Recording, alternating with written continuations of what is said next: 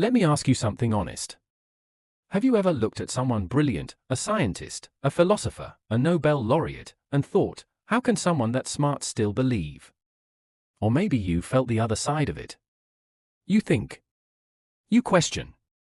You analyze everything. And yet, there's still something inside you. Something that won't go away. What is that? This video exists for that question. And to answer it, we're going to turn to the most controversial, most provocative name in all of psychology, Sigmund Freud. The founder of psychoanalysis. The architect of the unconscious mind. The man who called religion the universal neurosis of mankind and an illusion. But also, and this is what almost nobody talks about, the man who understood better than anyone why religion is so extraordinarily powerful. Are you ready? Take a deep breath. Because this journey goes much deeper than you might expect. What is the real question here? Think about this for a moment. On one side, the sharpest minds in human history. Einstein. Newton. Pascal. Pasteur. Tesla. On the other side, a belief system that has survived thousands of years and still holds billions of people. How do these two worlds stand side by side? If religion were simply a refuge for the ignorant, how do you explain that list? If intelligence reveals the truth, why did those names live and die with faith? This is where Freud enters the picture. And this is exactly where most people miss a crucial truth. Intelligence does not eliminate existential anxiety. What did Freud actually say? Freud publicly called religion an illusion. That's what he told the world. But in his private notes, he wrote something else entirely. Without this illusion, mankind cannot survive. Did you catch that? One message for the public. Another for the truth. Here's what Freud understood deeply: from the moment we are born, we are helpless. As infants, we depend entirely on our parents. And as we grow up, that helplessness doesn't disappear. It just changes its shape. Death is always at the door. Meaning stretches ahead like a road lost in fog.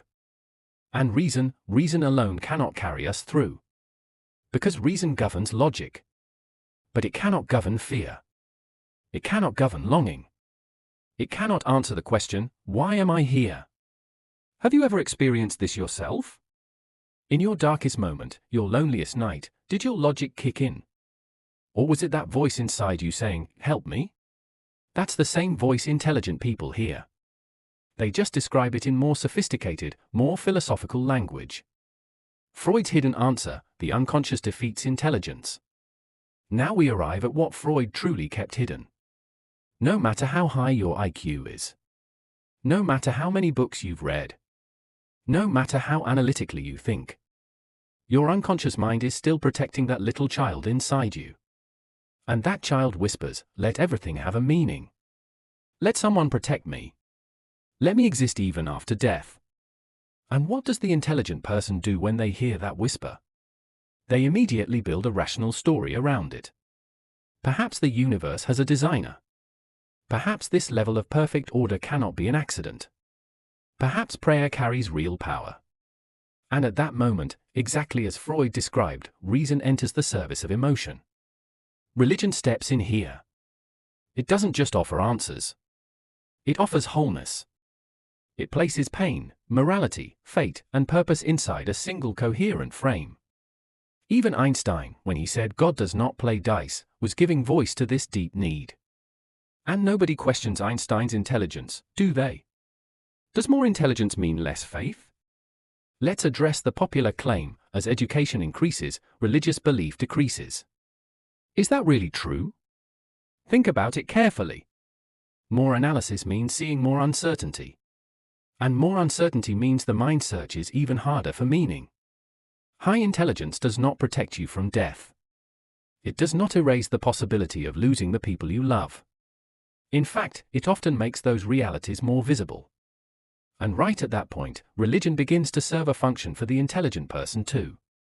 Freud explained this as longing for the Father.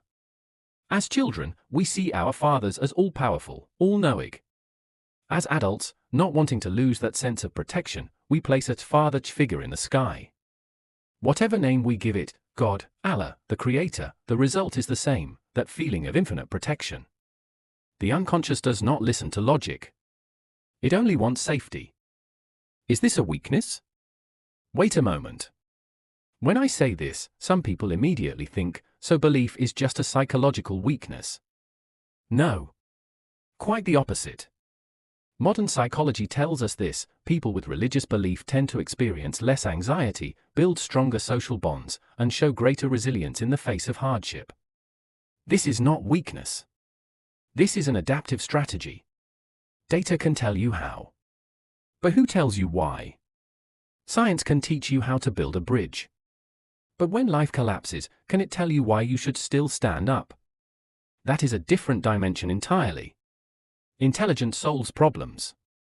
Faith gives direction. One calculates. The other provides context. And the human mind may need both at the very same time. Does analytical thinking conflict with belief? This is where we reach something truly important. The human brain does not operate in a single mode. Logical reasoning and symbolic meaning-making can coexist within the same mind. Newton formulated the laws of gravity and spent years studying religious scripture. Pascal founded probability theory and wrote the famous Pascal's wager. Pasteur discovered the germ theory of disease and believed in God. These were not contradictory people. They were minds that could both calculate and seek meaning. Have you ever felt your logic and your faith pulling in opposite directions? Most of us have. And most of the time, logic goes quiet. Because the heart speaks louder. What Freud really taught us. Let's take one step back now. Freud rejected religion. That's true. But no one understood why religion is so universal, so enduring, so powerful, better than Freud himself. And that is his real legacy. Belief systems create mental order. They simplify chaos.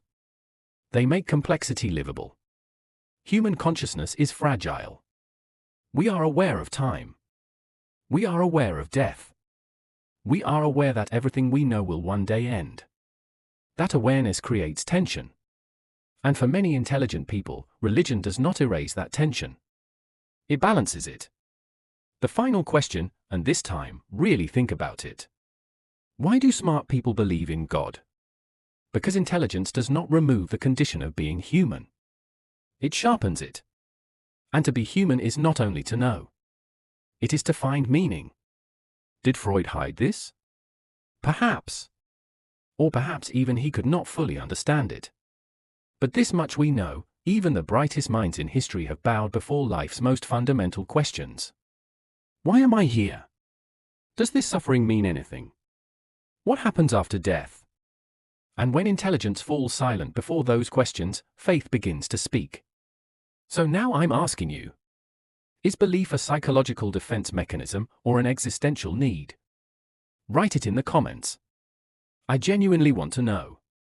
Right, was Freud right? And let's discuss it together. This conversation is far from over. The real debate starts now.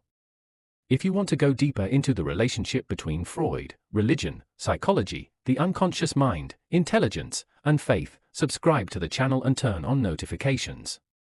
Because these questions open the door to even bigger ones. And we're going to open those doors together. See you in the next video.